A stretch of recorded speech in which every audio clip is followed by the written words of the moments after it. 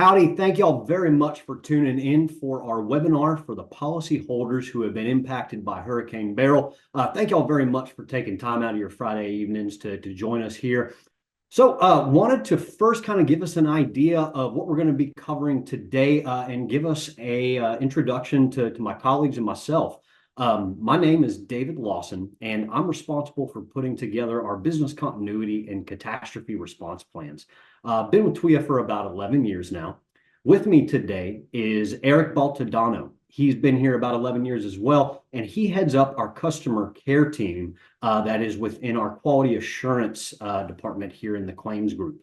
We also have with us today Mr. Eric Casas. He is the Texas Department of Insurance Coast Program TWIA Ombudsman. He's going to take us through some of the TDI specific content, kind of discuss a little bit about the windstorm inspection program and a little bit about what his role is in the whole process. So some of the things that we're going to cover here, wanted to get y'all an idea of the numbers involved with Beryl. How much is TWIA been impacted by the storm? And also wanted to cover some of the frequently asked questions that we've seen up to this point. Wanted to really move through the entire claims process so that y'all can get an idea of what this looks like from the time that we get the claim through inspection to the point where we make those payments and get y'all the claim information for the ability to make those repairs and begin your process of recovery. So let's move on to the next slide here. Wanted to get y'all a sense of where we are with Beryl and how this has impacted the association.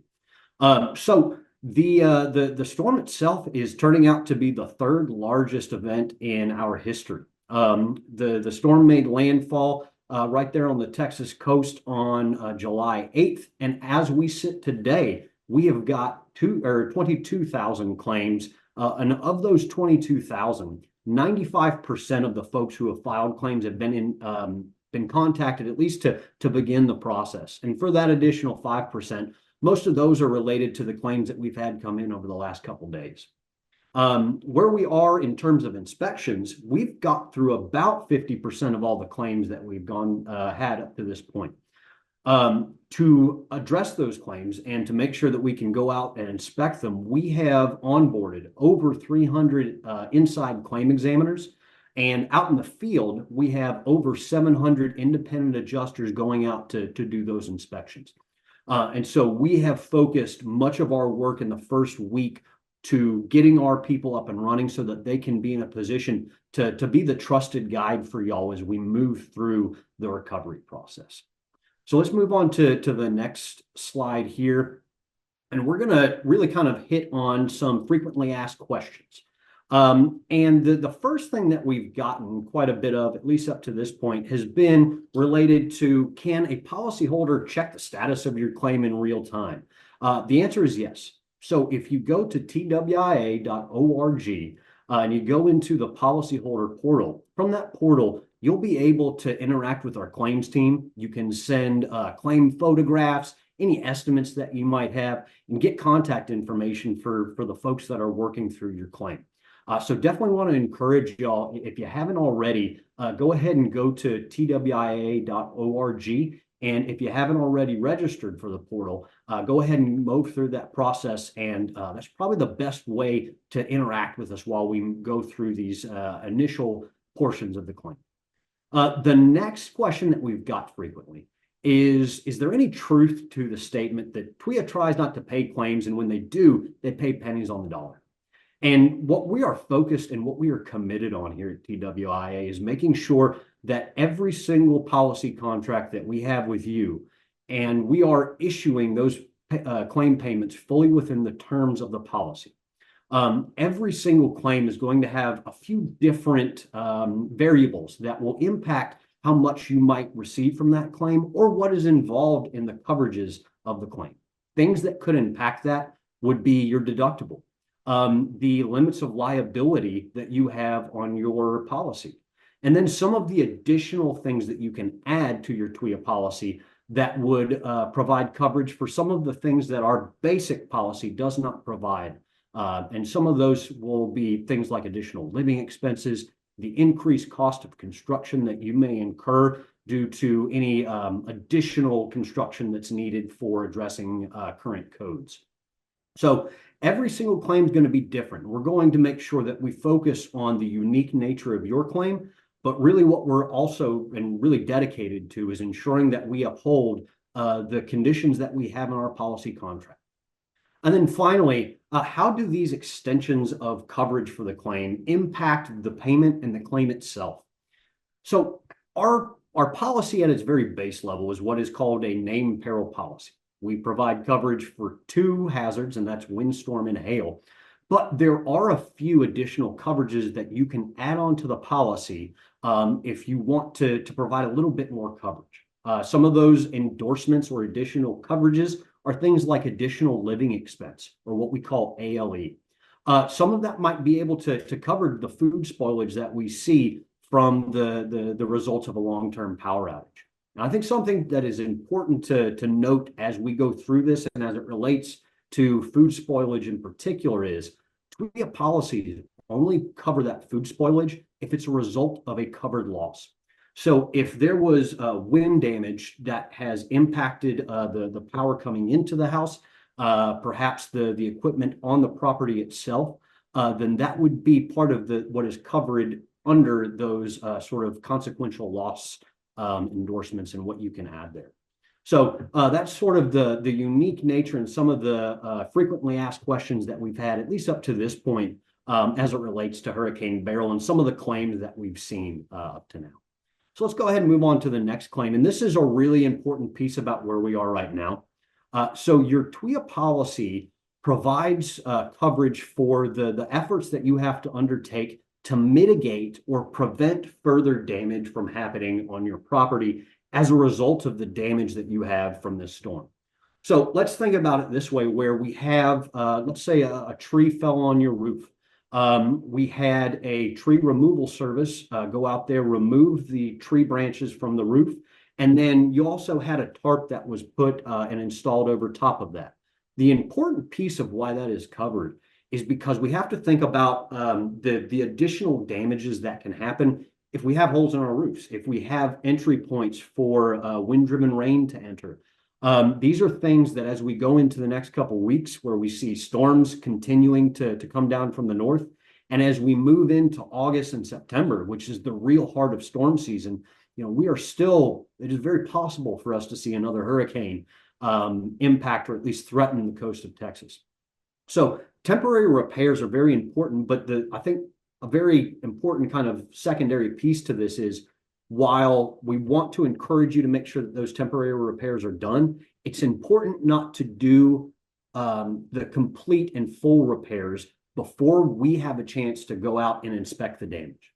Obviously, if there are pieces of the damage that are kind of preventing the livability of the home or are clear and present danger to you, we want you to make sure that those are addressed as soon as possible. So when you have a chance, just make sure you go through and take pictures of the damage as it was prior to those temporary repairs being affected. And the other thing to note about this is to just make sure that we're holding on to any sort of receipts that we get from that, because we're going to want to make sure that we can include those in that estimate once we get to the point of identifying whether or not the damage was covered. So now we want to get to what the claims process looks like from the first notice of loss and then moving into the inspection process. So most of the folks on the call here have probably already filed a claim. But if we go into the next slide, we're going to see that if you haven't already, or if you know some other people who haven't been able to file their claim yet, there are 4 ways in which you can file that claim. The first one is going to be going to www.twia.org. You can file that through the claims or through the claims portal that we have there for you. And that's going to allow you to interact with us in the ways that I was speaking about earlier, where we can submit photographs, estimates, and interact with the claims team throughout. The second way is by texting hello to 512-645-2846. The next way is going to be through our chat function. If you go to twia.org/claims, on the bottom right corner, you'll see a little chat bubble pop up, and you'll be able to interact and file your claim through our chat bot. And then we have our 24/7 call center that's available at 800-788-8247, option 1. And if none of those work for you, you can always contact your insurance agent and they can make that claim for you. So I'd like to bring on my colleague, Mr. Eric Baltadano, and we're going to start kind of taking you through the process of once we have that claim in our systems, what happens after that, and what can they expect as a policyholder once they start interacting with the inspections and then the subsequent pieces of the claim after that inspection. Eric? Hello, everybody. Before we start, I'm going to go ahead and address some of our Spanish-speaking insurers that might be on listening with us and watching. So I'll be right back. I promise to share what I said in Spanish so that we can understand what was said. Nomás queremos que sepan que todo lo que tenemos, las guías, el folleto, todas las letras se pueden pedir en español. Lo importante también es que tenemos servicios de traductores, es decir, que cuando usted habla, puede pedir ese servicio y con eso podemos hablar con usted y usted puede pedir todos los detalles y las preguntas que uno tiene. So we're going to go through the process and step by step, and you'll see we'll keep coming back to referring to the different steps so that we can follow along and kind of see what's going on. So the first step, of course, the policyholder reports the claim to TWIA. Change the screen for me there. So the field adjuster contacts the policyholder, scheduling the inspection. Once the policyholder has reported your claim, TWIA may send an adjuster to the insurance property to inspect the damage. The adjuster will contact the policyholder or their representative to schedule the inspection. And this is important, as some of the numbers that Dave was shared with you, there's a lot of work going on. It's very vital that when you get that phone call, that you and the adjuster schedule an appointment that's convenient so that we can get to your house as soon as possible. Many of you may or may not have a contractor. Please feel free to provide that contractor information to the adjuster. Many times it can be that we would prefer that they could be there together. And if that's possible, we'd like that to happen.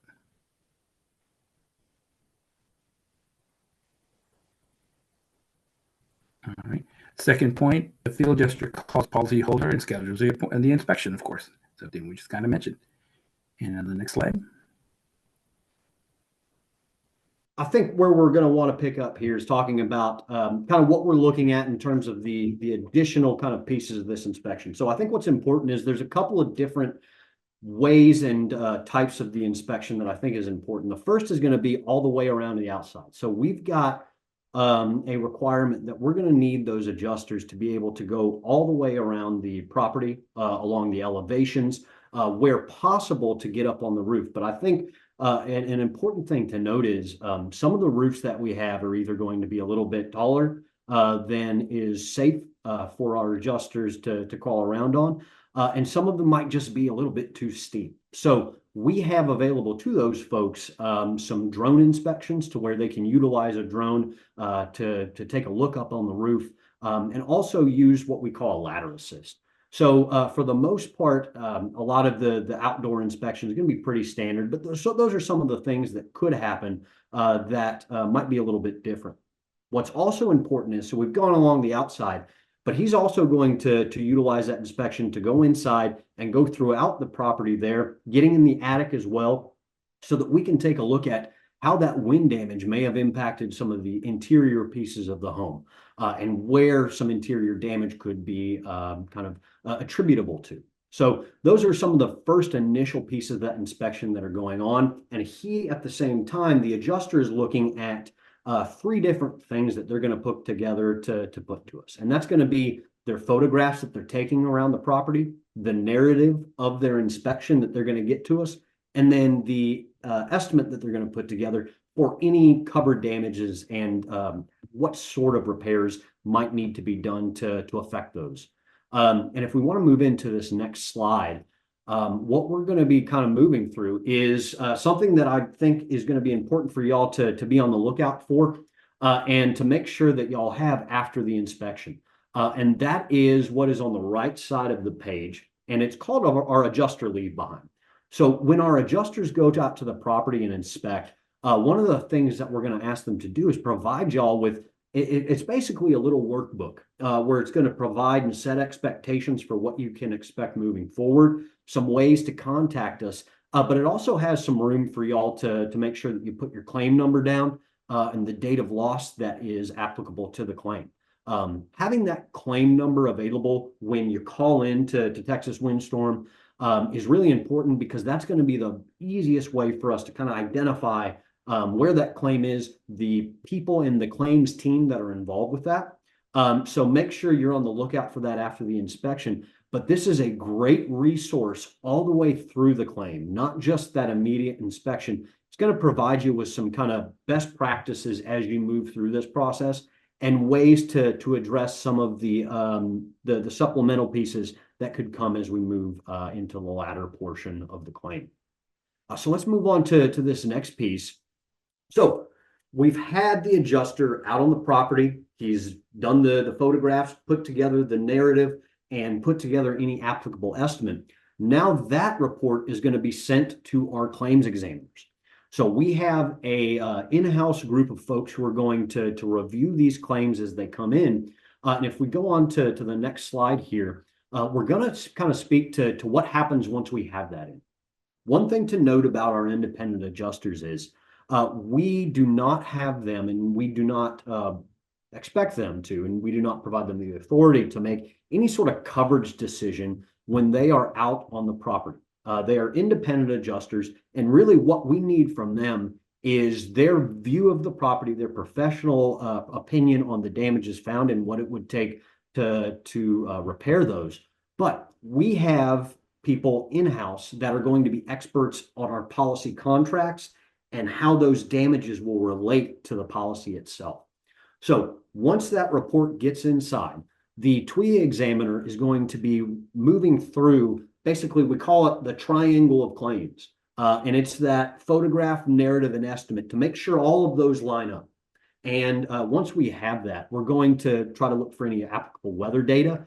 But this might be the stage at which our claims examiner identified that maybe we need some additional information. And if that is the case, we're going to make sure that we reach out to you, that we're contacting you. And I think the best way to ensure that your claim is moving forward is if we do get to the point where we have some questions or we're going to need to interact with you, the sooner that we get that information and the sooner that we can get some documentation in the file, the faster we can make those decisions and move forward with the claim. So the important thing to remember here is this is a claims team, and we are utilizing multiple resources, all working off the same systems, utilizing claim files that kind of notate what's going on, what has historically gone on in the claim. And so these claims examiners are going to be your number one resource for understanding how that damage applies to the policy itself.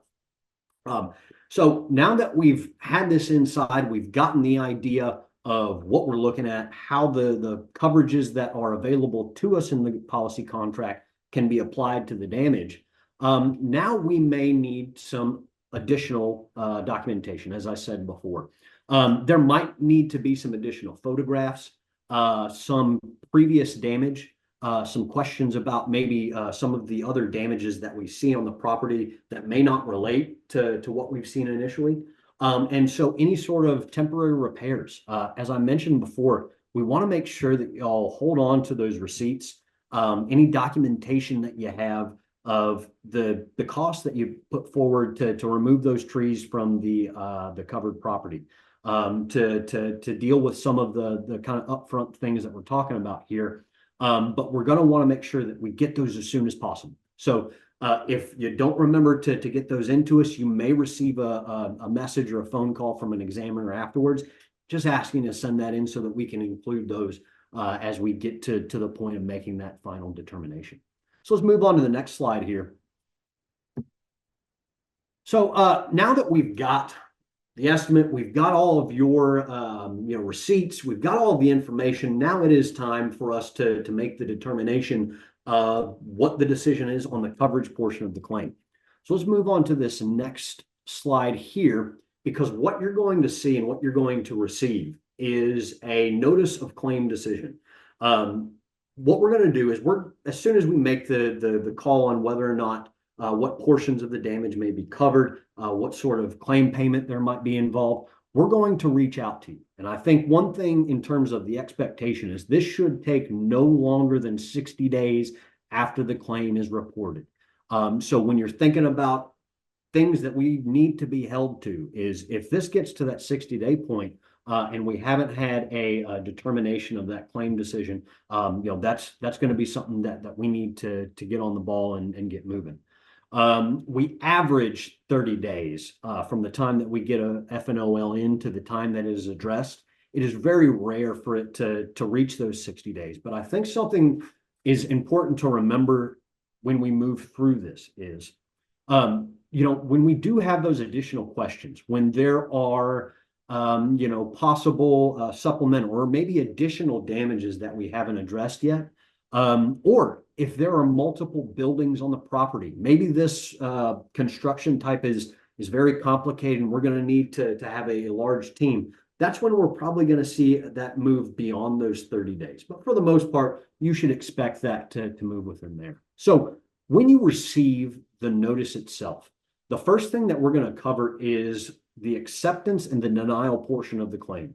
So there's a few different scenarios that we look to. And I think the first one is going to be a very standard. We accept the damage that you're claiming, all of the damage is covered. And so here are the damages that were observed, but maybe not claimed. So, let's say one of the soffit areas, the area right underneath the awning along the side of the house, maybe that has some old water damage on it, and you point up to it and say, you know what, that's been there for a while. Damages can happen on your property and may occur that are unrelated to wind or hail. But we want to make sure that we identify those so that we're both on the same page about kind of what is being claimed and what is being addressed here. So that standard full acceptance is going to provide you with insight for what is being accepted. But where things get a little bit different is if maybe we accept in part and deny in part. So let's say that maybe you had some groundwater come up and you had some flooding on the interior home. By the TWIA policy, that is not covered damage. Flood is not covered under the named peril policy that we have. But maybe you also have some roof damage and maybe some siding damage.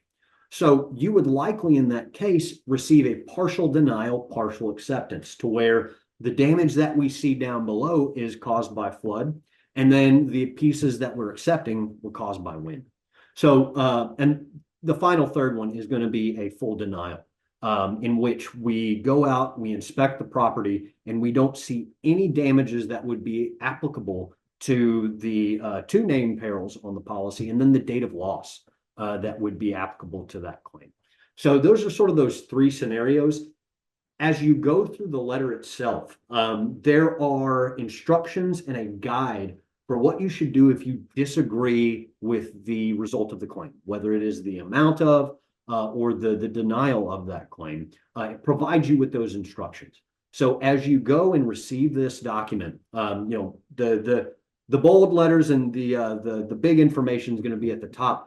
But all of that collateral, all that information that we have in the rest of the letter is going to be really important for you to have as we move through this process. So make sure that we've, you get that sent to you, hold on to those things, hold on to those estimates, and have those for your records.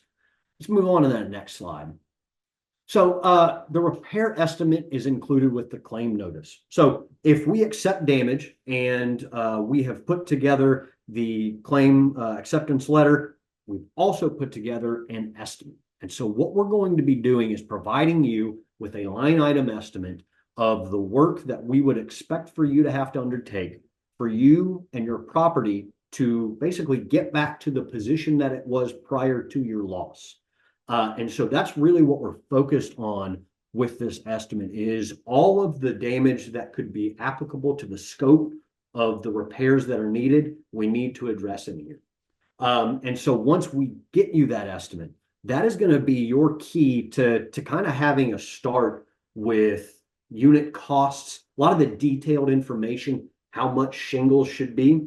And that's something that you can provide to contractors as you begin to engage with them. so that y'all can get a sense of what is covered, what the claim payment amount is meant to address. But then that also gets them an idea of if there are additional damages that are uncovered while the repairs are ongoing, or if there are anything additional there. It allows the contractor to basically get on the same page so that we can compare apples to apples if we do have those differences. So let's move on to this next slide here. And we'll start taking y'all through a standard estimate. An estimate that you get might include a lot more information, a lot more pages, but I wanted to kind of take you through a tour of how to read this estimate and how to interpret it. And then when you're interacting with a contractor, especially if you're going to be dealing with maybe some supplemental damages that need to be addressed, having this line item estimate and understanding what the important pieces of it are is going to give you a valuable tool and is going to put you in a position to be a knowledgeable and informed consumer as you move into getting those repairs effective. So we're looking at this, and over here on the left side, we have a description and a accounting of all of the work that's going to be needed to be done in order for these repairs to be accomplished. So if we are going to be replacing a roof, there are a lot of other things just besides providing the shingles and the felt and the OSB board that are necessary for that roof to be addressed. So what we do in here is we are taking into account all of the possible work that's going to be done. So we have tearing off and hauling off the old roof material. We have removing and replacing drip edge. So very detailed listings of the type of work that's going to need to be. And then as we move into these new columns over here, the quantity. So if we have some laminate composite 30-year shingles, we're going to tell you how many squares. SQ right there stands for a square. And what that is 100 square feet of contiguous roofing. And so we, in this one, are accounting for 3 squares. And the unit price that we have for those squares is going to be at $205.38. So what we are utilizing is a software called Exact Analysis, very standard throughout the industry. A lot of contractors will be very familiar with this as well. But what it allows us to do is take a look at current pricing for these materials. It's taking an average of the cost that you'd see from Home Depot, Ace, Lowe's, whatever that might be, and then getting an idea of the average, most recent price for the units.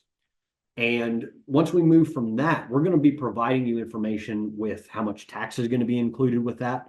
And then this next piece, if we could go back to that last slide, wanted to cover overhead and profit here, because as you begin to interact with a contractor, let's say that you have some roof that needs to be addressed, some siding that needs to be addressed, and then interior drywall work. Those are 3 separate trades. So the contractor who's going to be doing that work is likely going to have to be managing some subcontractors or people who have different trades, in which the complicated nature of that would account for basically an overhead and profit allowance that is for that contractor and for him to be able to do that work. The next house over is going to be that replacement cost value, RCV. And that is the cost and the total amount that we are applying for that particular line item. So for number 2, we're looking at the laminate composite shingle for 3 squares at $205 a square. We're looking at that RCV of $780.49. Now, the important thing to remember here is that that's not the only sort of money that's factored in, or the kind of totality of the amount is factored a little bit different. We have fresh, brand new shingles today. The shingles that you have up on your roof are likely 5, 10, maybe 15 years old. So there is going to be some depreciation associated with the value of the materials you have on your current home. So what we are doing while we're putting this together is we are also going to factor in the possible depreciation that could be a part of the estimate. And we're going to get into how that factors into the claim payment here in a second. But that's what that's going to kind of address. And something you need to kind of understand is, as we have that last column there, that's going to account for the depreciation for what we're seeing on that property today and the condition of the materials we have there. So let's move on to this next slide here.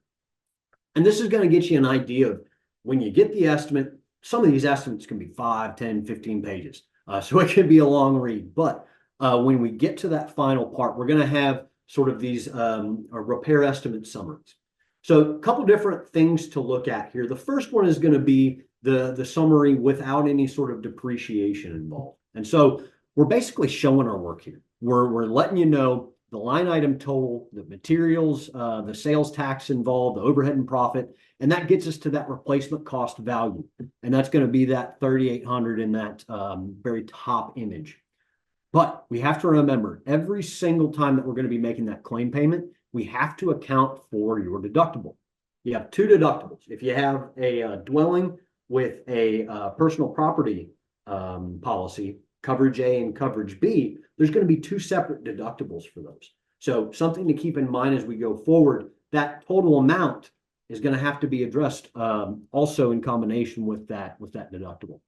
So how does depreciation factor in once we start taking out the deductible and the other things necessary in that claim payment? So if you look at that bottom image there, that's going to give you an example of what it looks like when you have recoverable depreciation available in the claim and it is withheld.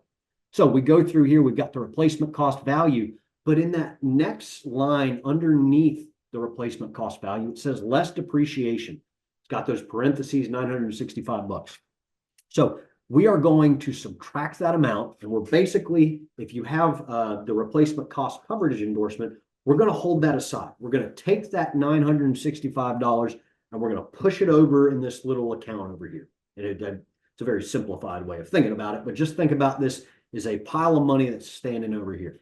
So we have the amount once you factor in and take out that depreciation, and that's called an actual cash value amount. So we have that, and it's about $4,900.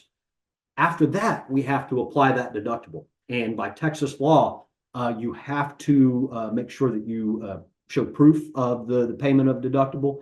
And if you do run into any contractors that are offering to cover that deductible amount to where you don't have to pay that, just know that is not correct by Texas law. And this is fairly new. We have to make sure that we have that documentation that the deductible has been paid. So after we have the depreciation taken out, we have the deductible taken out. Now we're looking at that final net claim amount. So that's about $1,391. And when we think about what is available to you after that, once this claims decision has been made, you have 545 days to make repairs to basically receive the recoverable depreciation back.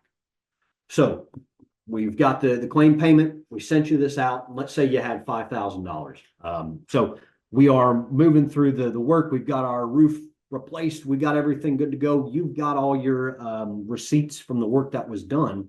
And so once you have done all of that work and the roof's on and new, we've got everything repaired, we're going to ask you within 545 days to provide us with that documentation of the final amount that you paid. And so we're going to release that depreciation up to the amount that you actually had to incur. So we have $965 of recoverable depreciation here. Let's say that the work that you had to do to get that roof replaced or fixed cost you the amount of the net claim, but maybe it only cost you an additional $500. So we're going to release the amount that you had to incur in relation to that recoverable depreciation. So it's all about what you incur after that and how that it kind of impacts that total depreciation amount. Let's move on over to the next slide here, where we're going to cover the estimate summary. When you get to the final piece, and this gets you an idea of the type of repair involved and the scope of that repair. We're going to provide you with a general percentage of what sort of work is needed to be done to account for that, and what portions of the tax and the overhead and the profit are going to be factored into that total amount. So really think about this estimate as Texas Windstorm showing our work for that final amount and telling you exactly how we came up with that and what factors came into play when we were coming up with that final amount. Let's move on over to the next slide here. So the claim payment itself, as I mentioned, and actually I might not have mentioned this before. Once we tell you that the claim payment is to be made, we have 10 days to make that payment to you. So once we make the decision, we've got 10 days to make that payment. Something to keep in mind as we move forward, kind of setting the expectation for you there. Once you receive the payment in the mail, do not hesitate to go ahead and deposit that and begin the repair process. The faster that we can get y'all with those tarps off the roof, the boards off the windows, the better it is for everybody, and the better the community is positioned to repair and respond to the next storm. So some things that I would suggest you keep in mind as we move forward, and some things that can delay a payment. So when your house has a mortgage on it, that mortgage company has an insurable interest in the property. Let's say that we make a claim payment for $10,000. So we're going to make that payment out to the named insured on the policy, but we're also going to have to include that mortgage company on the check as a payee. They go through this very regularly. They have a process for you, but this is a process outside of TWIA's kind of scope that we're able to help you out with. And why I mention this is a lot of people have their mortgage maybe shift or change mortgage holders. Maybe you refinanced and got it with a new company. If that information has not been updated on your policy, then the claim payment that we make, the check that we make, may include the incorrect mortgage company. And so if that is the case, that's something that can delay the process of you getting that money into your bank account, because we're going to have to make sure that the correct payees are on there. And then once you get that check, we have to make sure that in order for you to cash it, you have to have it endorsed. And depending upon what that mortgage company's requirements are, sometimes they release the full amount up front. Sometimes they will only release a little bit. But that is one of the important factors that can really play into a payment getting delayed and your recovery getting delayed. So another thing to remember about these claim payments, this is not the end of your claim. When we send you that payment, when we say that this estimate is what we believe at this point in time to be the necessary repairs to get you back where you were before, there may be additional work that needs to be done that we can't see. If you begin to affect the repairs to the roof, and maybe there's some additional work that needs to be done in order for that roof to be put on correctly. If there are additional damages that could be attributable to wind and hail that we hadn't included in our claim, we want to know that as fast as possible, because we absolutely have every intent to work with you through those issues. We are trying as best as we can to get it right the first time. Because of where we are in the season, it is very possible that we have another storm threatening the Texas coast soon, and we have to make sure that we're in a position to respond to that. So we want to make sure that we're addressing your claims as effectively and efficiently and correctly on the front end. But there are going to be instances in which there's some additional work that needs to be done. The first thing to note is if there are some additional pieces of work and you have an estimate from a contractor, we need to, as close as we can, get a line item estimate from that contractor. One of the things to think about when you begin to engage some of the contractors is, sort of the issue of a lump sum estimate.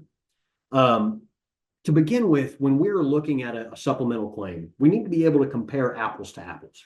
If we receive an estimate that says we need to include an additional $5,000 for our claim payment for these damages to be addressed, unless we understand what is involved in the work that would include or necessitate that additional amount, then we're not going to be able to understand A, what we had wrong, or B, what the actual scope of the work is so that we can properly indemnify you for that. And so when you encounter a line item estimate, make sure that you kind of push back on that and ask, what unit pricing are you using for this? It can be a great way to ensure that you as a consumer are getting the best information possible. If somebody tells me that something costs $10,000, I want to know why. And so that's really what we want to make sure of, because it makes it a lot faster process and a lot more efficient and effective process for everybody if we have those sort of apple to apples comparisons. So as we go through the next couple of weeks into the next month, and you begin to affect repairs, again, if you do run into anything else, please do not hesitate to engage with your claims team. Give your adjuster a shout, give your claim examiner a shout. We want to address these as effectively and as efficiently as possible. So I definitely want to encourage everybody here to hear that and to understand that claim payment is not the end. And we are here with you through that entire journey to ensure that both yourself and the communities are recovered and put in a place where they can be resilient when we see these sorts of storms come in. So let's go on to this next slide here. Some of the other things to remember, noted this before, but the policyholder, y'all are responsible for that deductible.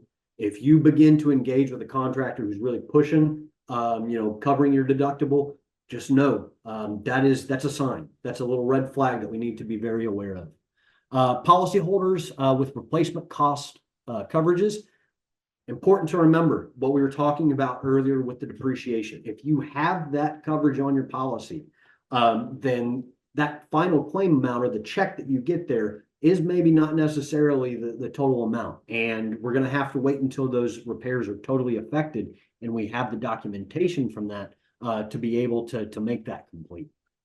And then, we covered a little bit about recoverable depreciation.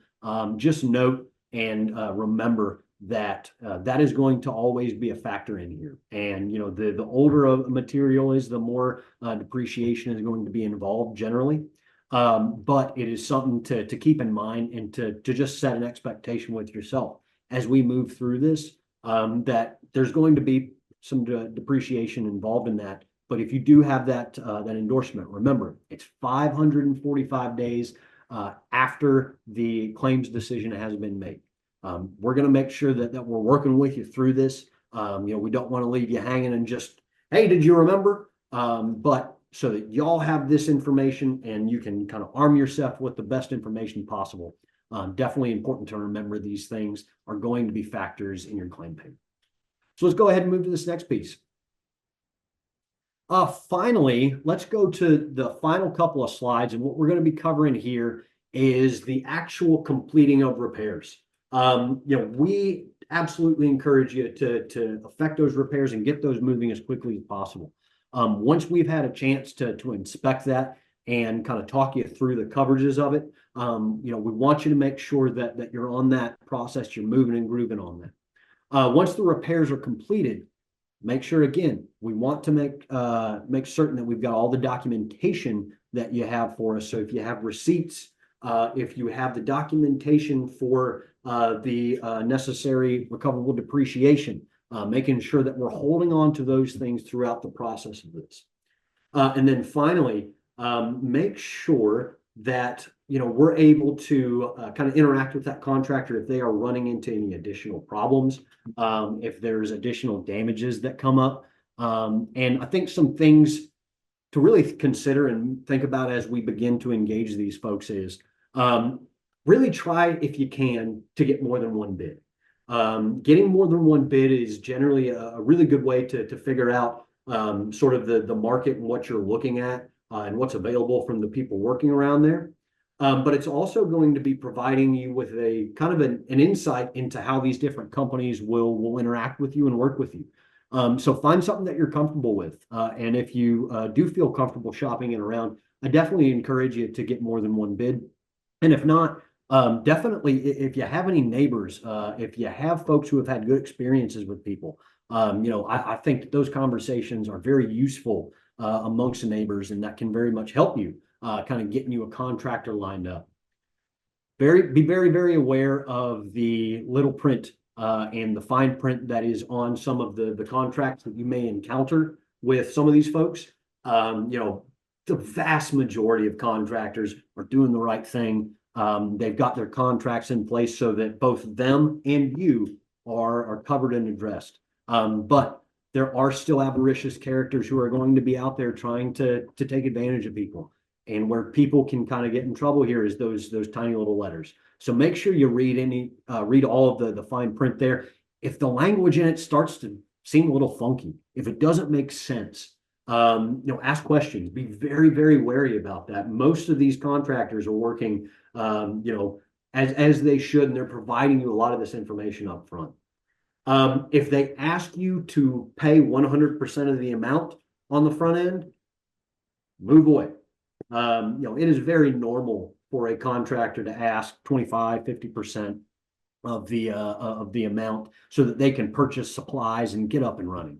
When you're being asked to provide that 100% amount, that is where we've seen instances where people just run off. Unfortunately, there are people who descend upon areas that have just been impacted by storms, and they're looking to take people. And so it is very important that we all are aware of these things and just kind of have that radar up. Again, the vast majority of these contractors, they're doing the right thing. They're getting these homes built well, and they're communicating and interacting with y'all appropriately. And then finally, if you have anybody offer to waive your deductible, to pay your deductible for you, that is a huge red flag. If for nothing else, that is against the law. And so we definitely want to make sure of that. Another thing that I would add, and we're going to jump into this here in a second with Mr. Casas, is the windstorm certificate. One of the unique features of the Texas coast and 14 coastal counties is that in order for you to maintain your eligibility with TWIA, you have to have a WPI-8 for some certain repairs that are done. If you are engaging with a contractor, especially if you find out that contractor is from outside of the area, ask them about the WPI-8 and how they intend on setting that process up. The WPI-8, or the windstorm certificate, is a program that is administered by the Texas Department of Insurance. But for our purposes here, it is part of the eligibility requirements for you to maintain your eligibility with Texas Windstorm. So this is a certificate and an inspection process that looks at buildings that have been constructed or altered after 1988, and they're going to be utilizing really the most recent code to take a look at the repairs, the larger repairs that are done to the exterior of homes. If you think about, replacing a slope of your roof, if you're going to have a elevation of your siding that's going to replace more than 10% of the siding, replacing windows, things like this, these are going to involve getting a WPI-8. And if you do not obtain the WPI-8, there's a way post-construction that you can obtain that. But if you receive no certificate for that work, that may impact and will impact your eligibility with Texas Windstorm moving forward. Some really important things to remember about this inspection process, outside of being able to kind of weed out some bad actors, what it's doing is providing you with a proactive look at how your roof, how your repairs are being done, and if they're being done according to code. I've had the ability to go out on some of these inspections. I've seen the inspectors pull roofers off of roofs when they identify that they're not installing this appropriately. This is a before, during, and after inspection that really provides you with the peace of mind that the work that was done according to the code that's going to help your built environment withstand some of these higher wind speeds. If you get the inspection done from the Texas Department of Insurance, that is a free inspection for the WPI-8. I mentioned a post-construction certificate. So let's say that you already received your claim letter from us. We accepted the damage, and you have already begun to effect repairs, and you've already done that work. If you get to that point and you have not gotten a WPI-8, that's not your last opportunity. There is a post-construction certificate. It's called the WPI-8C. in which you will have to engage an engineer on your own accord and have them come out and inspect the work that was done. And then they will be able to provide TDI with basically a summation of whether or not this was done to the applicable codes. But remember, that is going to cost you for the inspection for the WPIHC. If you go through the Texas Department of Insurance, that inspection is free. And as my colleague Eric Baltadano says, and I love this, if it's free, it's for me. So I wanted to bring on Mr. Eric Casas to kind of take this over and speak to sort of the TDI piece of this and the Ombudsman program in general. So Eric, if you could join us, thank you for being on. What do you got cooking? Hey, thank you very much for that, David. Well, I've got a very small presentation. I don't want to take all the time, but I will talk about what the Ombudsman program and the COAST program is. So this is as plain language as I can have it. TWIA provides coverage, which is you all, obviously. The Windsor inspections certifies any repairs, well, most of the repairs, alterations, or construction. And the Ombudsman assists policyholders with any issues the policyholder may have. So what type of problem may you have? Well, essentially, if you receive a bad treatment from the Texas Windsor Insurance Association, if you believe that the service that they're providing was inadequate, or if you have a complaint regarding the claims process, or if you want to file an official complaint, that is a separate process that you have to go through with the Texas Department of Insurance.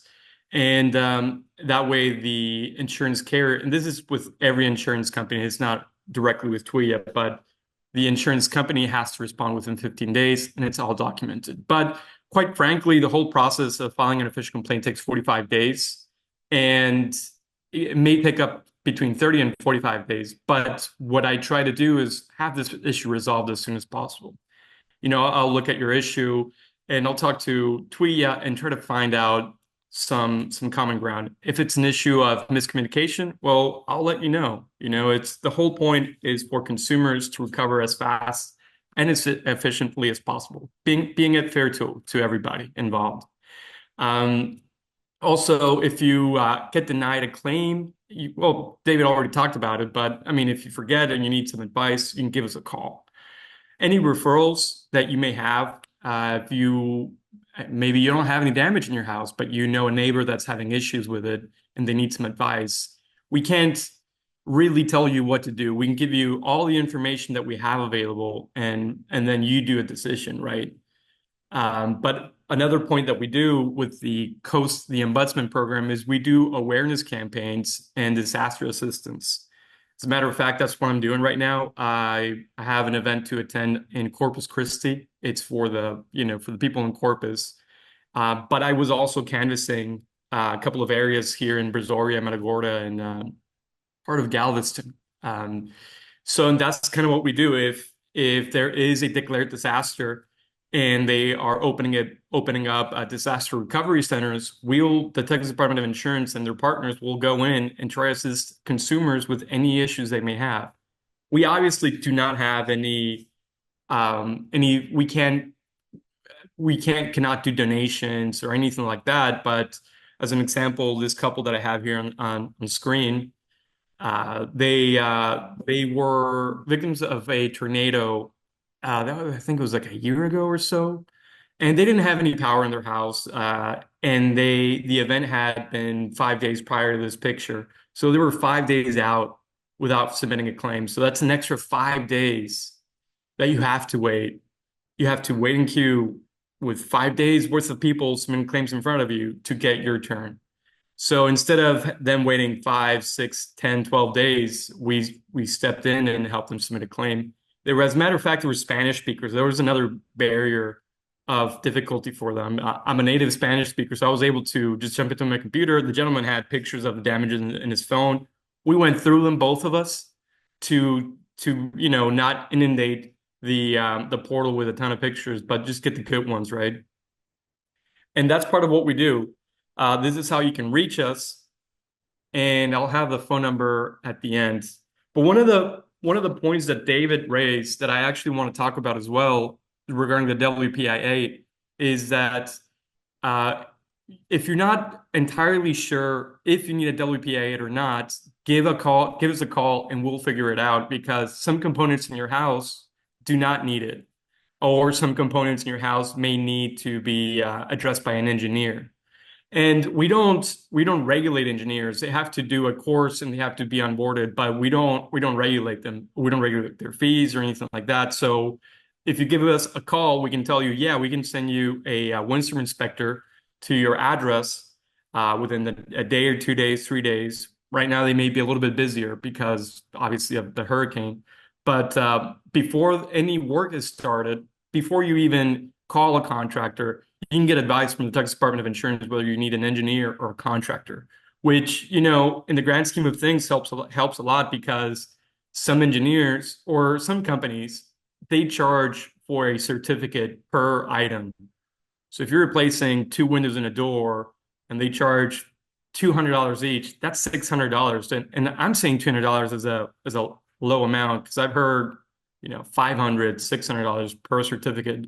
So if you feel if there's another avenue that may not cost you at all, well, just try that. Give us a call. We'll see if we can send somebody out there and have your property inspected. And quite frankly, a lot of people are somewhat intimidated about the process, but what I tell people is that this certificate of insurance, what it does is it makes sure that the builder is using the International Building Code or Residential Code, the 2018. They can use a newer one, but at the very least, the 2018. So you as a consumer at least have the peace of mind that all the installations that you're receiving, all the money that you're paying, all the sacrifice that you did to pay your policy and have them pay your claim is actually being done properly. So it's not only to safeguard an insurance carrier because they understand that the risk to insure a home is lower now, but it also ensures that your money is being spent properly.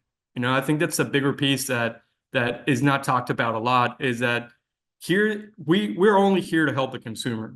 TWIA is here as a nonprofit to provide insurance to consumers as a last resort. The windstorm inspections program is there to make sure the contractors are doing their job correctly. And my job is to assist consumers throughout the whole claims process if they need to. If they have any issues with their carrier, or, if they feel like being mistreated. But going back to the contractors and the WPI8, I've been canvassing a lot today and yesterday, and one of the things that comes up a lot is, how do I know if a contractor is a good contractor, right? How do I know if the one I'm using is the correct one, or it's the best one for me at the very least? Well, I suggest 3 questions. These 3 questions may most likely weed out all the good and bad ones. May not, they may be good, right? But it gives you a really good idea. The first question that you have to ask a contractor is, are you insured? Right? Because if a contractor is climbing your roof and he falls down, that's probably something that your homeowner's policy has to pay out. The TWIA doesn't pay that because they're only doing wind and hail, right? But that would fall on you. So if you ask a contractor, hey, do you have insurance like general liability? And if they say no, well, it gives you a good idea of, some areas of opportunity, let's call it that, right? That you already know that they should be addressing and they're not. Another thing you can ask them is, because you get a lot of contractors from out of town, especially around these dates, or especially after these sort of events, you ask them, do you know what a WPI8 is? Right? If that name is you're not gonna remember the WPI8, ask them, hey, have you worked with certificates of insurance before? And if they say no, or like, oh, many, you ask them, okay, well, so who are you using to certify this property? Is it an engineer, or is it the Texas Department of Insurance? So right there, it weeds out a lot of the contractors. They may not be familiarized with the process, and in turn, that could not benefit their construction, because there's the WPI8E, which it's the post construction, but you call an engineer and you ask them, hey, so-and-so came over and they just did my roof, but they didn't certify anything. The engineer is most likely going to ask you, okay, well, we can take a look at it, but do you have the actual plans that they use to do your roof? No, not really. Do you have the name or the phone number? Oh, yeah, but they're not answering. I bet you anything that that engineer is not going to take that job because essentially them approving the work is saying that the work was done properly. And if they cannot see all the fasteners were done correctly or everything was done correctly, it's a liability for them, right? Because if something happens to your house, and I've heard of situations like that, and as an engineer signs off on it, you know, they may be in a bigger problem than they already started, right? They're taking in a liability that, you know, they shouldn't have been taken. So not a lot of them are going to jump on that. So my number one tip is call the Department of Insurance before you do any work. And they'll tell you, yeah, we'll continue somebody. Or you know what? Here's a list of engineers that we have on the website. Check those out. We can't recommend anybody, right? But we can tell you who's in your area, right? You can ask your neighbor, hey, have you heard of this guy? Have you heard of this company? This, that, and the other. Another thing is, and I'm glad David brought it up, if a contractor is saying, hey, no deductible, you say no deal.